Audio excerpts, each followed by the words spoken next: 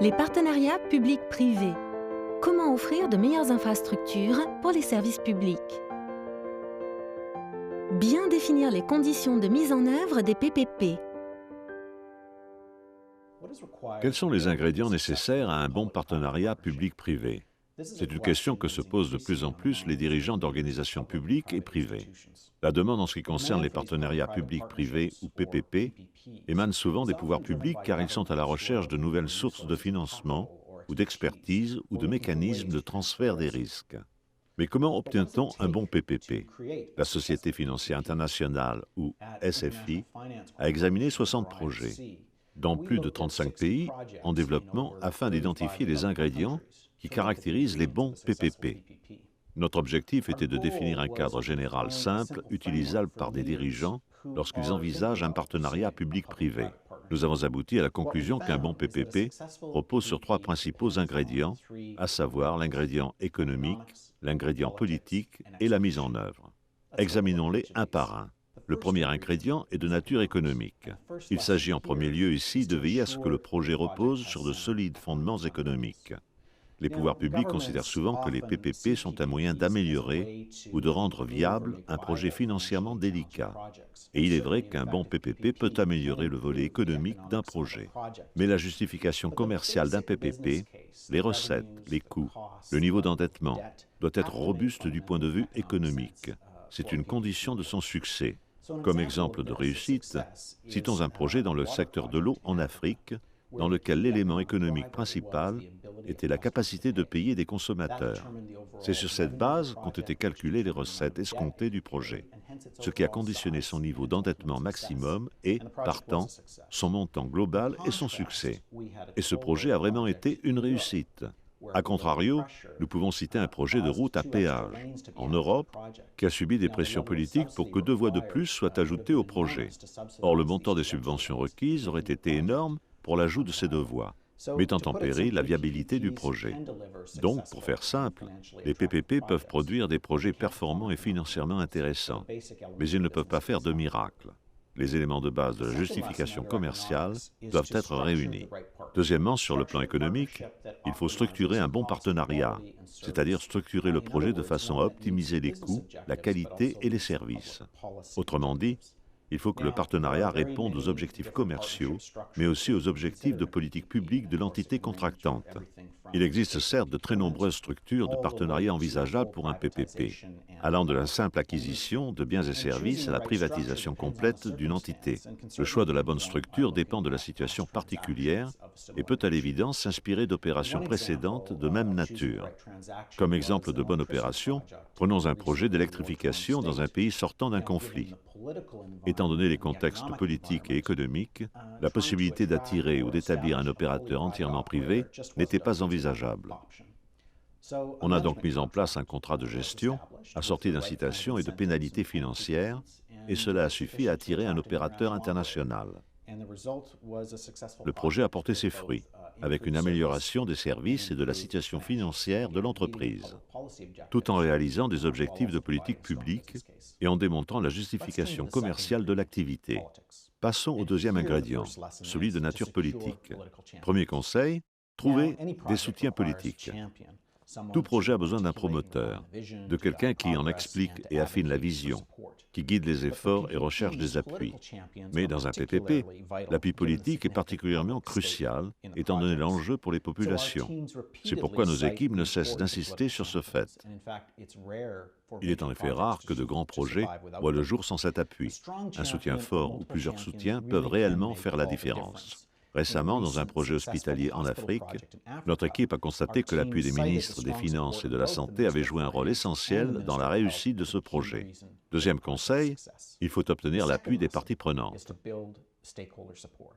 Les PPP, en raison de leur taille et de leur nature, intéressent généralement une multitude de parties prenantes, souvent influentes, dont les intérêts sont divers sur les plans économiques, politiques, environnemental et social. Les meilleurs projets ne se contentent pas de repérer et de gérer les relations avec ces parties prenantes. Ils développent une compréhension approfondie de leurs intérêts et ils optimisent la justification économique du projet en conséquence. 2 projets en Asie dans le secteur de l'eau illustre parfaitement ce point. Dans l'un des projets, il était impératif que le partenaire privé soit détenu à 60% par des capitaux locaux. Ce projet s'est très bien déroulé.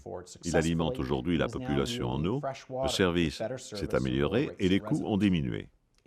Dans le second pays, l'absence d'investisseurs locaux a suscité l'inquiétude de la population et c'est la raison qui a été invoquée pour expliquer l'échec et l'arrêt du projet. Ensuite, il faut évaluer et gérer les impacts environnementaux et sociaux.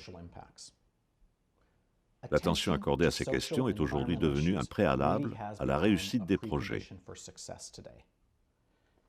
Ces questions ne sont pas uniquement d'ordre moral, elles sont aussi essentielles si l'on veut que le projet réussisse. Il y a eu de grands projets qui ont dû être abandonnés parce que les questions environnementales et sociales n'avaient pas été correctement prises en compte d'emblée. Ainsi, un grand projet hydroélectrique européen fut d'abord suspendu en raison d'inquiétudes concernant le niveau de l'eau. Mais après réexamen des aspects techniques, l'équipe est parvenue à surmonter ces problèmes et le projet a pu être relancé et achevé avec succès. La dernière leçon sur le plan politique est la nécessité de favoriser une régulation stable et propice au PPP. Un cadre réglementaire solide est souvent une condition de réussite pour un PPP. Ce cadre ne doit pas forcément être parfait, mais il faut qu'il soit stable pour soutenir le modèle commercial du projet. C'est particulièrement le cas pour les projets dans les secteurs de l'eau et de l'énergie, où l'encadrement des tarifs payés par les consommateurs est déterminant pour la réussite du projet. Passons au troisième ingrédient, la mise en œuvre du projet. Ici, notre premier conseil est de suivre une approche rigoureuse, car le temps et la complexité jouent contre vous. Une approche rigoureuse dans la gestion de projet est toujours importante, quel que soit le projet, mais elle est d'autant plus pour les PPP, qui sont souvent complexes et doivent prendre en compte, en termes de délai, les cycles électoraux. Globalement, notre expérience montre que plus un projet prend de temps, plus il risque d'échouer.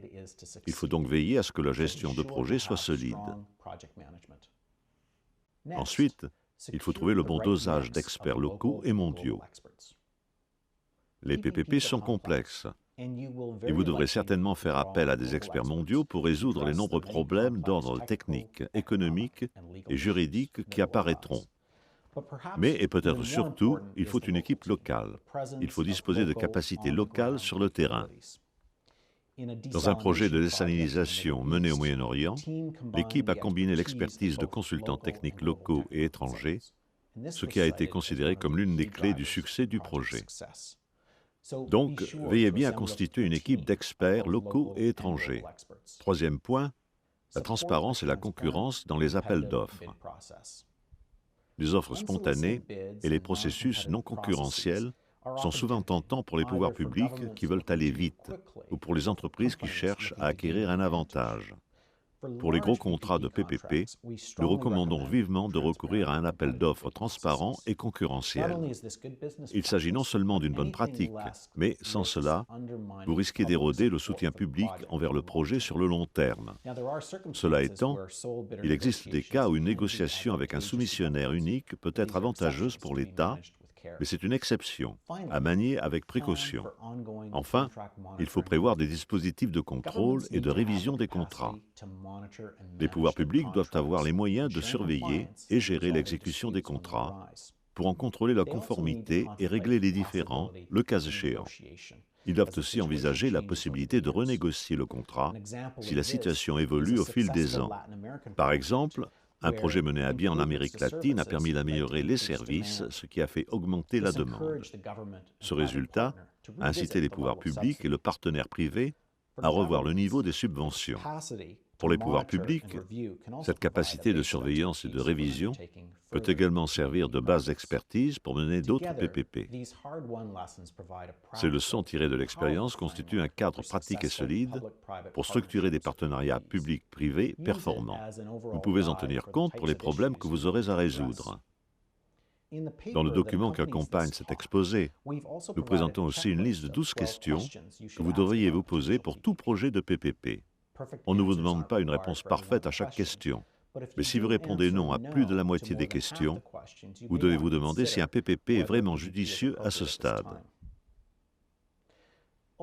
Toute la difficulté est de bien comprendre et traiter tous ces aspects, l'économie, la politique et l'exécution, de manière intégrée. Cette compréhension est la clé d'un PPP abouti et réussi.